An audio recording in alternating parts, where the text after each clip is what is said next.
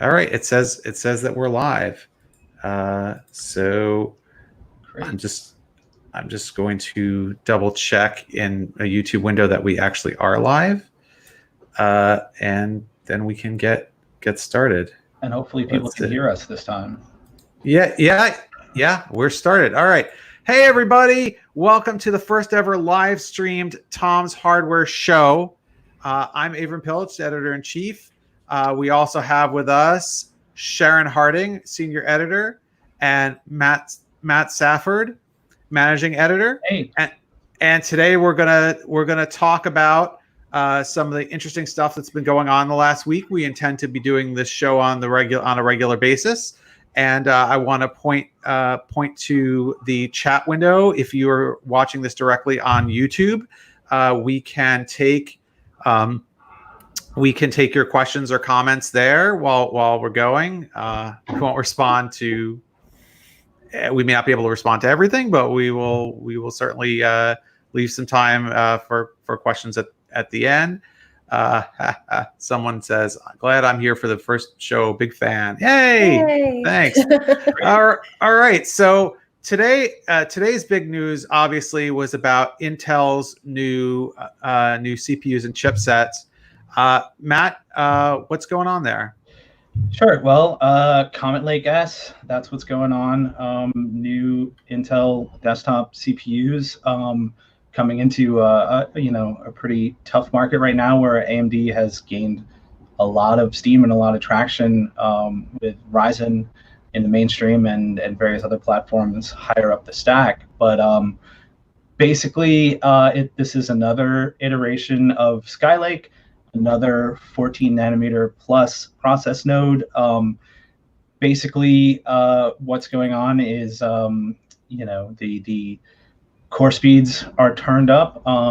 They're adding cores to compete better with Ryzen. The big thing for most people will be probably price drops. So depending on where you look in the stack, they're lowering the price per thread by as much as 50%. But I mean, really, as I said, a lot of this stuff, the core technology behind it is the same. It's interesting, but it really kind of feels like a stopgap, so that they can get to the next iteration, which will be Rocket Lake. And along those lines, the new Z490 chipset and motherboards will support, according to Intel, that next version of those CPUs. And some of the board partners are even putting PCIe 4 support on the boards, even though Comet Lake S doesn't support that. So that will come with Rocket Lake S. So that's a feature that's kind of here but kind of not. Another attempt to get parity with AMD and Ryzen, who have had that since the previous generation. So I mean, it's interesting. Prices seem a lot better, but I mean, even the the 10 core i9 900K, the MSRP is 488, but that's going to be competing with 12 core Ryzen 9 3900X, which is already selling for 432, and AMD's processors come with a cooler. Intel's K series do not. So it's going to be interesting.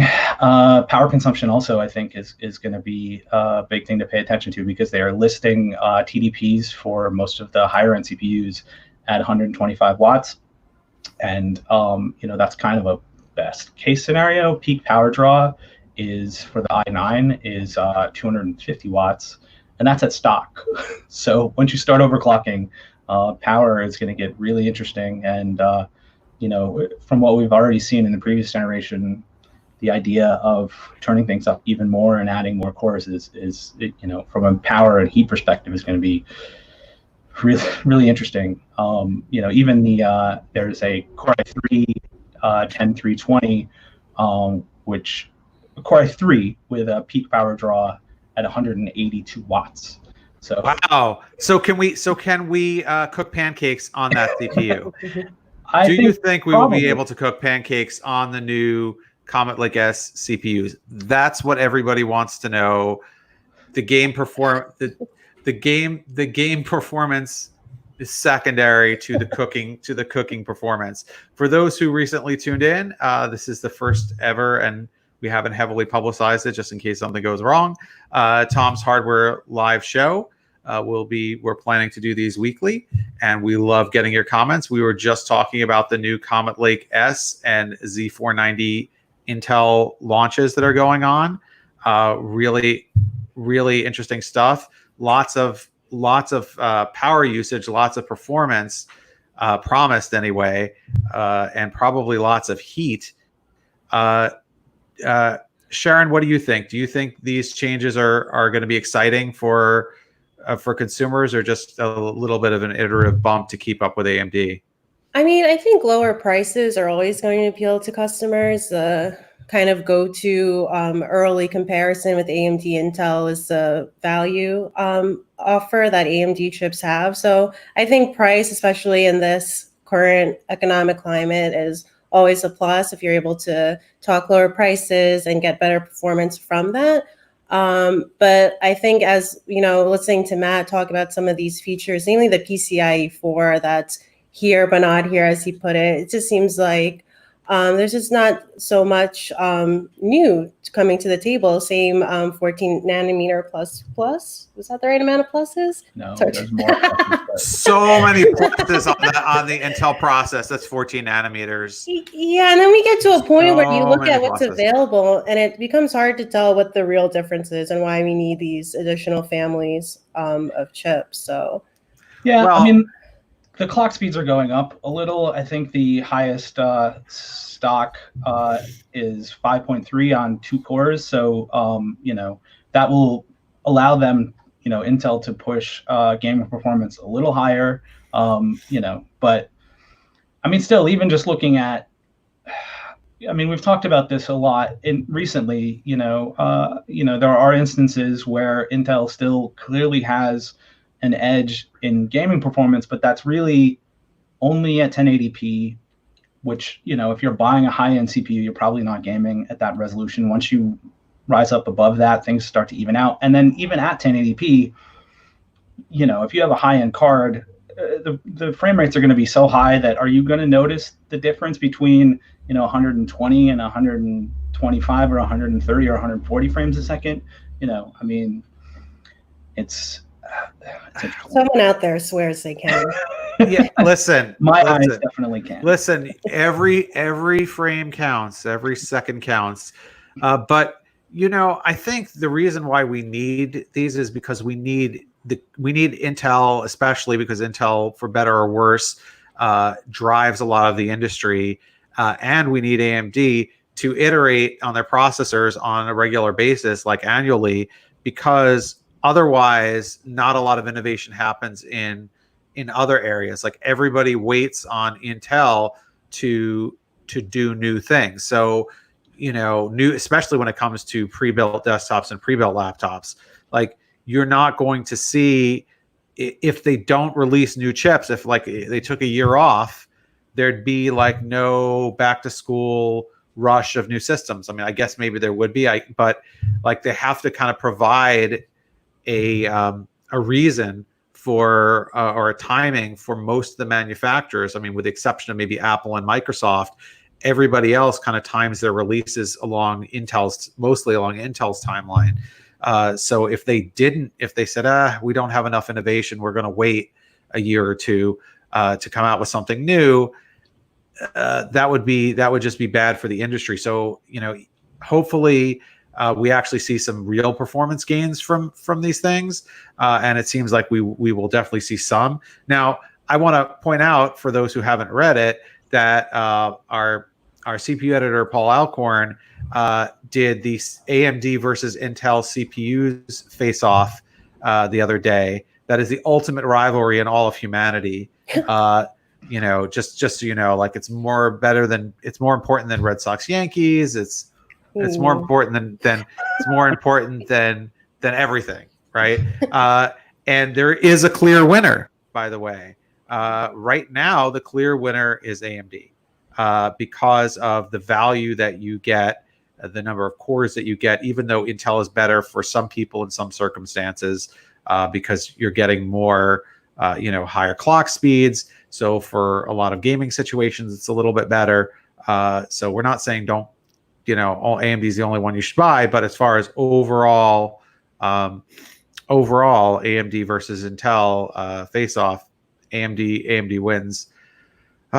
So AMD did not win our pancake cooking challenge, though, but I don't think Paul included that in his benchmark. That's true. I mean, we would like to compare Intel and AMD on a lot of criteria, like not just CPUs. We'd like to compare like the cleanliness of the restrooms in their office, what's in the vending machines, what's the best coffee. That's important. The 401k package, but we're not really privy to all that information, so we kind of have to go on the CPUs. At a guess, Intel's a much bigger company. Their parachutes and packages are probably better than AMD's at the moment, but but who has the cleaner restrooms?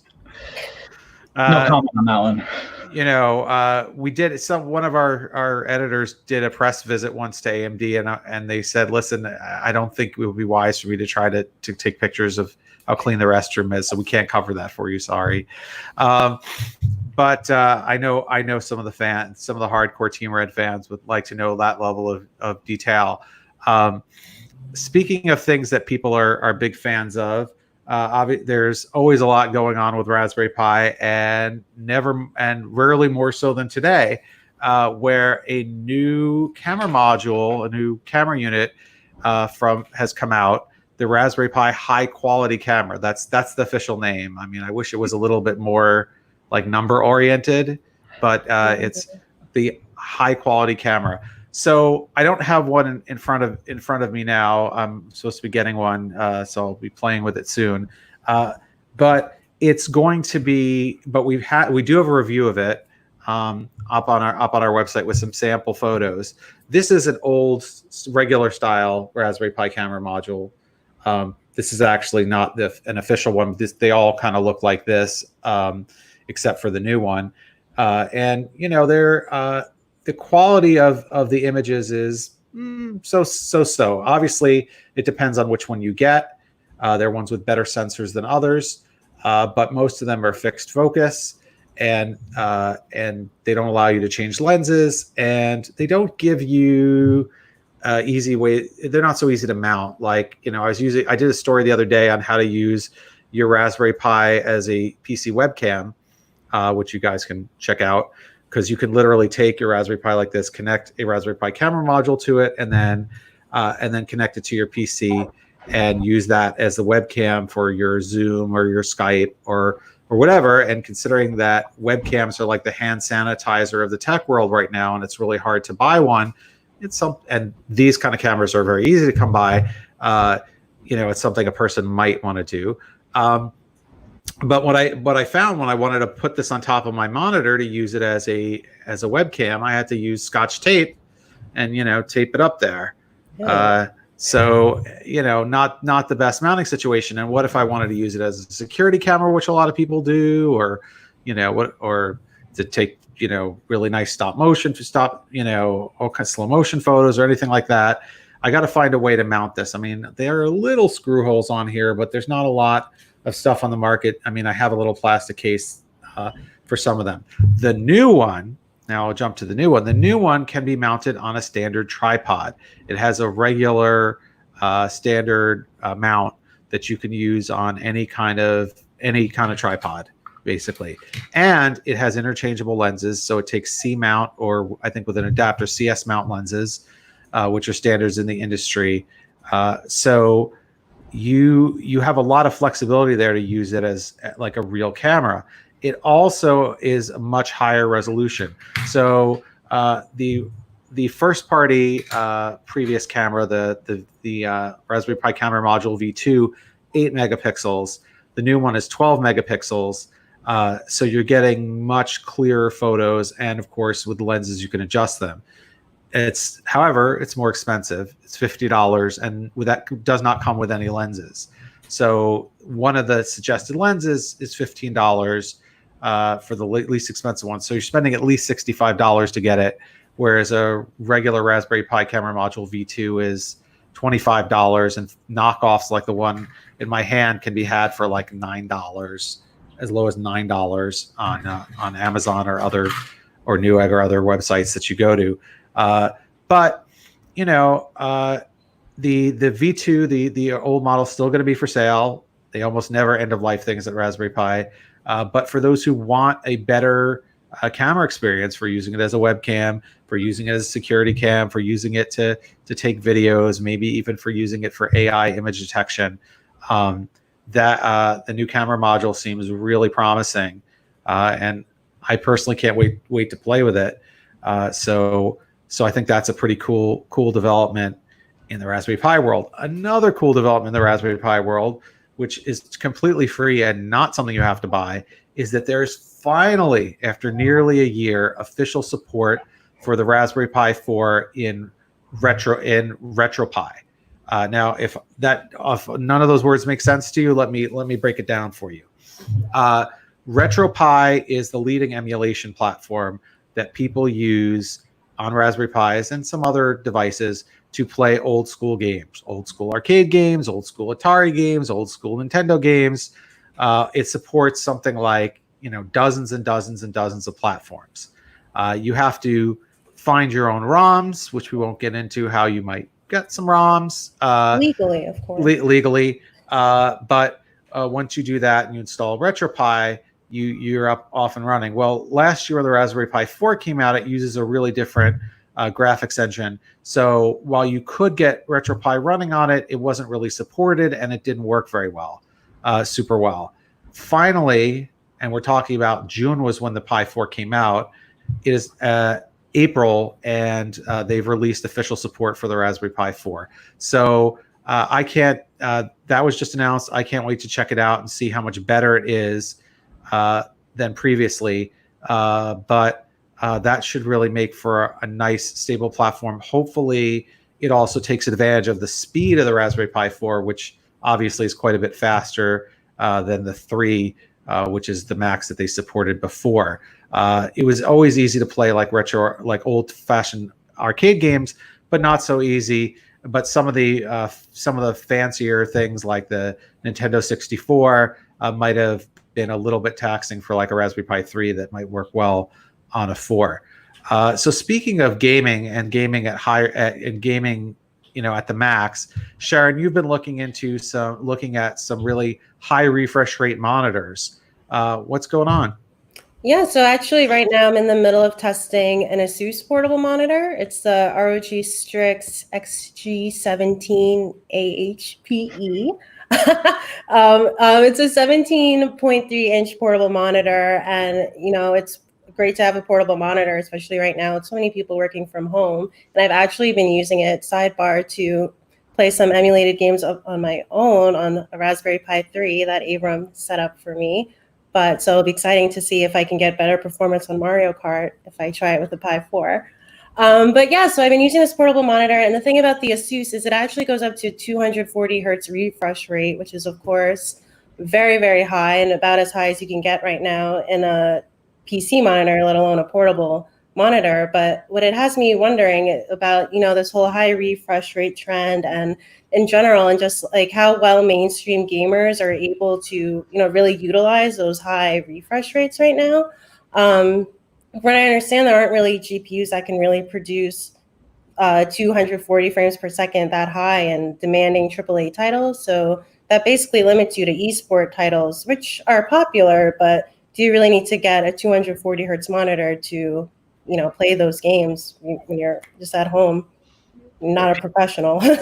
Maybe the problem isn't the computers. Maybe the problem is the people, because maybe we have not evolved enough to be able to see the difference between 240 and 200 frames a second. Maybe the human eye is not good enough. But we should all become enhanced. I think young eyes are much better than my eyes, but we saw some prime examples of this too at CES, back when we could travel. But I think we saw some 360 hertz monitors and saw some demos, and like if you're really, really looking for it, you can definitely tell the difference. And, I think for those Twitch games, things like Counter-Strike, it can make a difference. It just, to me, I know I'm old, but like, I want a game to be fun. I don't want a game to be so tough that like, I'm like hunched over, like eagle-eyed staring at a thing, like, waiting for to see, fractions of a second in order to hit something, or, it just doesn't, I don't know. Again, I'm old, but it just doesn't seem fun. It seems painful almost. Well, I will say, I saw that same 360 hertz monitor. I think I was looking at it with you, Avram, and we were able to see the difference. It was side by side with a 144 hertz monitor, but the difference was like in the names of characters speeding across the screen rapidly, like at very, very rapidly. So it's not like how you're typically playing a game, or the instances where I was able to notice the difference. So it's good for speed reading. Yeah. You can have your 240 hertz go. Well, yeah, speed reading where the text actually moves, where your eyes, like, if your eyes are moving to speed read, it doesn't need any refresh rate at all. Yeah, well, it has to be like that. There was, I think, some episodes of Star Trek: The Next Generation where Lieutenant Data was like just having everything just scroll super fast and he'd read it. There you go. Oh, someone says, could you link me to the article with the Pcie cameras, Sam? Yeah, actually, if you go to tomshardware.com, I'm sure it's on the homepage right now. I put it there myself this morning. So yeah, we didn't have Ange, our assistant managing editor, push that live at 3 a.m. Eastern, so people couldn't see it. We could definitely use the page views. No apologies, I'm glad to have somebody reading it. I'm always really excited when people see our Raspberry Pi stuff, because that's kind of passion of mine. I mean, we all have our passions here. That's for sure. So, has anyone just throwing open a conversation? Does anybody in the audience have any questions or comments for us that we can address on air? Very.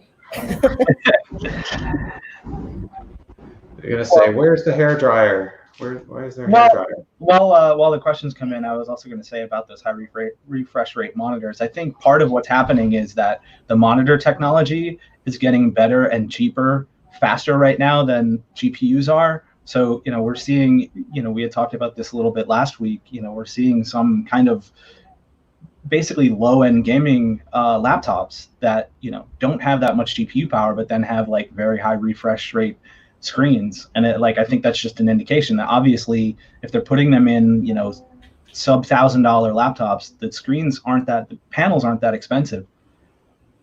But, but OLED panels are expensive. If you want good color, if you want good color, it gets really expensive. I feel like that is what I would really want to see in a monitor more than the refresh rate, is better color.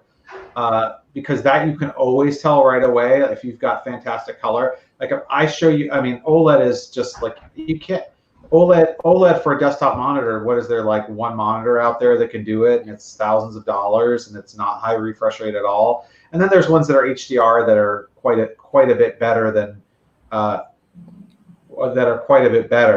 But I would love to have an OLED monitor. That's what I'm waiting for. OLED to become affordable. Of course, we've been waiting a really long time for that. So who knows? But OLED actually looks better than real life. Like if I could replace my actual world with one that's made out of OLED, I would do it, because it actually looks better. Also, if everything I touched felt sort of like carbon fiber, that would be good too. Well, the Asus monitor, portable monitor that I'm testing, it's not OLED, but it is IPS, and I'm still testing it. But compared to the other portable monitors I've tested, it does, according to our testing, it has more color, covers more of the sRGB and DCI-P3 color spaces. And when I played with it before I even did the testing, what I noticed was the colors, not the fast refresh right away. So that's kind of kind of like instant gratification when you get good color in a screen, more so than perhaps high refresh. So we have some interesting questions from the group that I want to read you guys, and we'll because we have some cool ones. So Sam says, my dad was asking me this morning about some rear-facing camera for his camper, and it's weird that this came up today. He's talking about the Pcie camera. I'm wondering if he would be able to use it for that. I'm not really sure what kind of camper it is and what your dad would be using it for. I mean, like if it's for a backup camera for like backing up, like on your car, I think those kind of are advisable to be built into the car.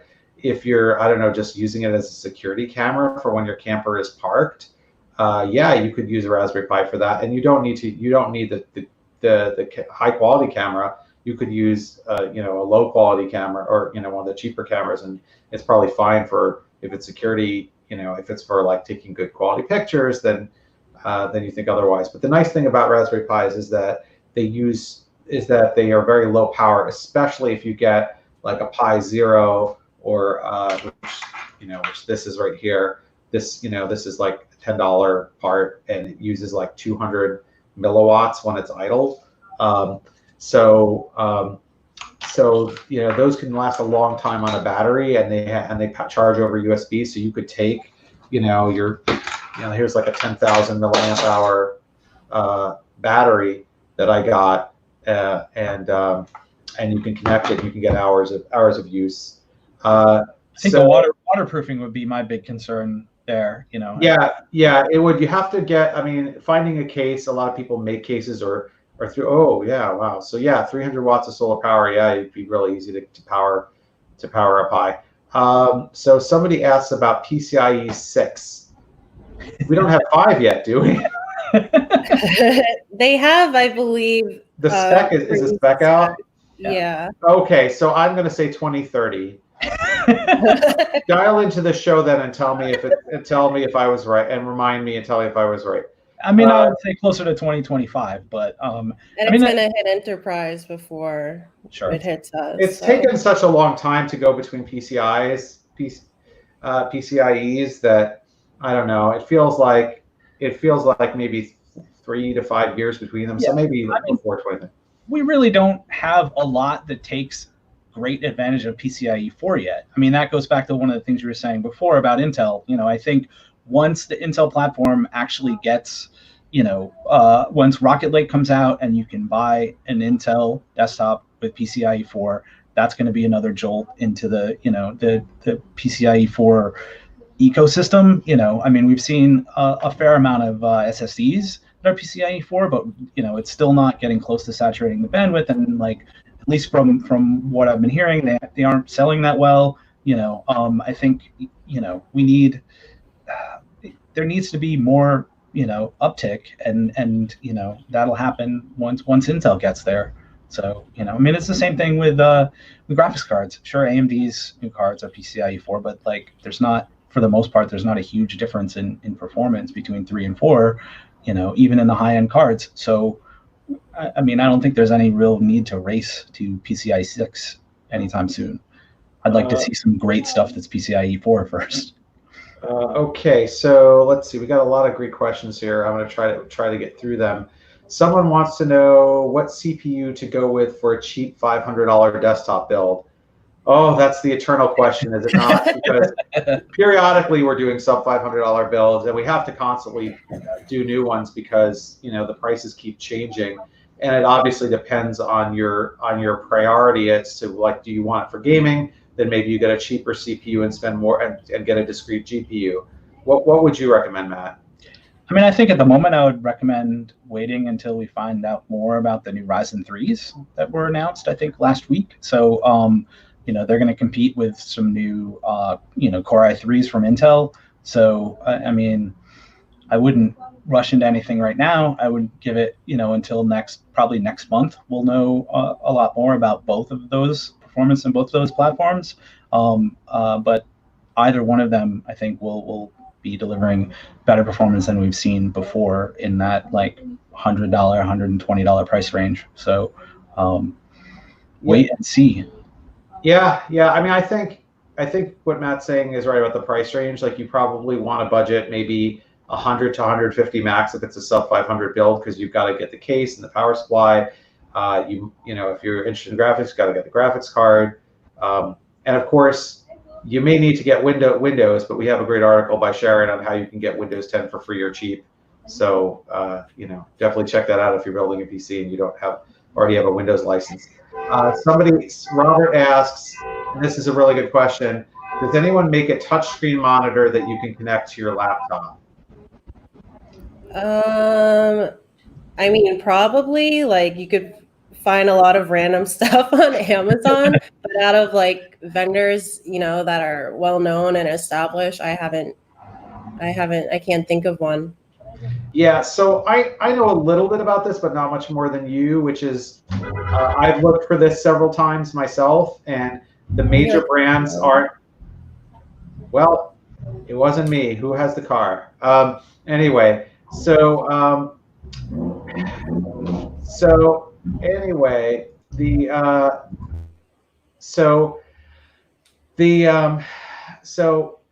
you know, there's just not a lot of brands that are doing it. Lenovo had one a few years ago that was a USB monitor that had touch capability, but they stopped making it. I believe if you look on Amazon, there's some really small-time companies that make them, and they're portable monitors, not full desktop monitors. This is kind of unfortunate, but I guess the assumption is that most people aren't reaching out to touch their monitor. Granted, if you buy an all-in-one PC, very often they do that. And there are also like battery and power implications with that too, right? Yeah, I mean, touch uses up more power for sure, but you know, depending if it's like you might have to plug in the monitor separately rather than bus powering it. Personally, I love having USB monitor, by the way. I think that is something everybody should have if you have a laptop and you do any kind of traveling. It's really good because, you know, when I'm at home, I've got multiple monitors, and then if I go on a trip, provided we ever get to travel again, and I'm in the hotel, I don't like working on one screen. So you have your USB monitor, you put it down the side there, and you use it, to have your multiple screens, because you can never have enough screens. I'm really jealous of our coworker at Tech Radar, Matt Swider, who has 6 monitors on his desktop. You can never have enough pixels, is what I like to say. So somebody asked about when will dark mode for Chrome for Win 7 come. Specific. You say for Windows 7, correct? For Windows 7.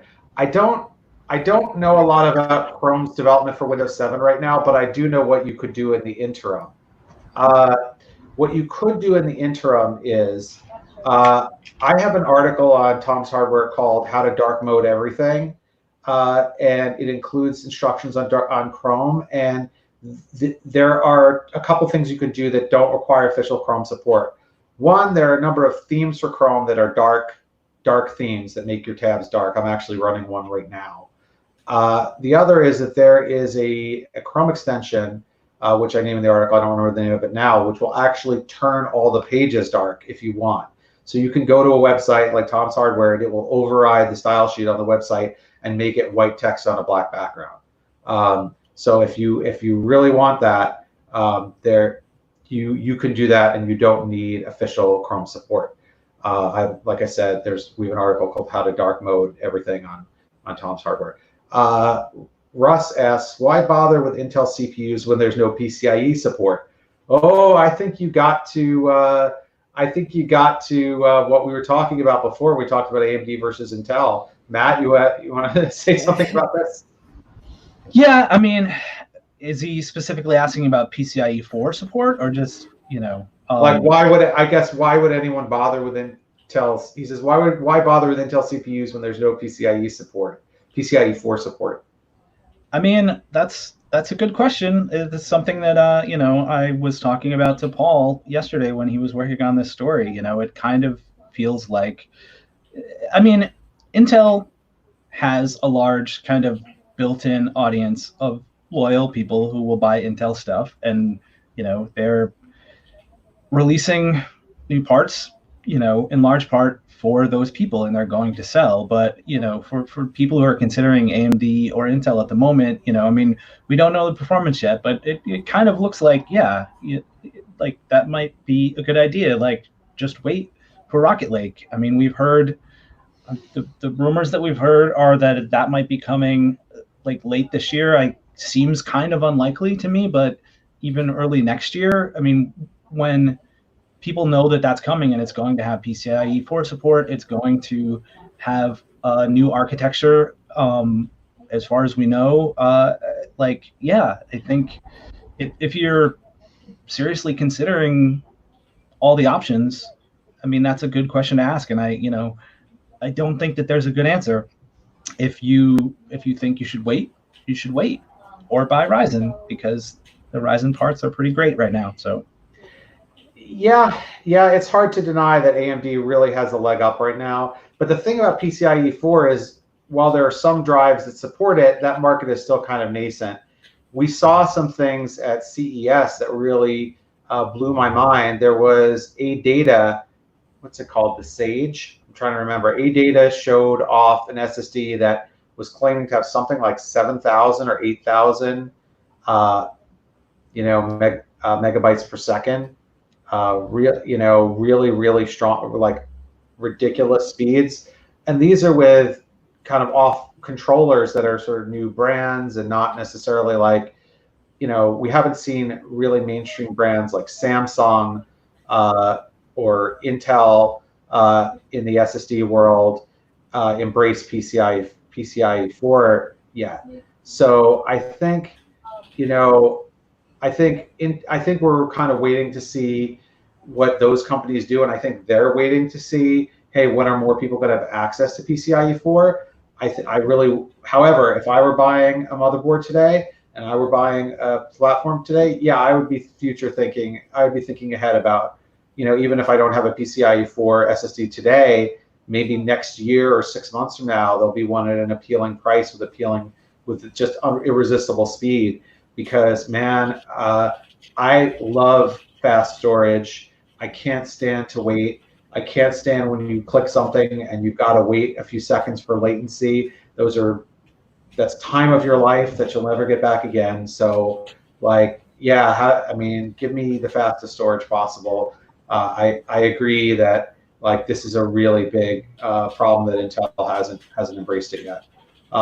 On the flip side, a somewhat of a problem with AMD is that you don't have Thunderbolt support, although not a ton of people are using Thunderbolt, and we're all waiting for USB 4 to kind of be the replacement for it, even though it's not officially a replacement.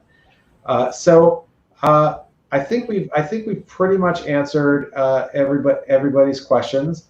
It's been really awesome chatting with you all.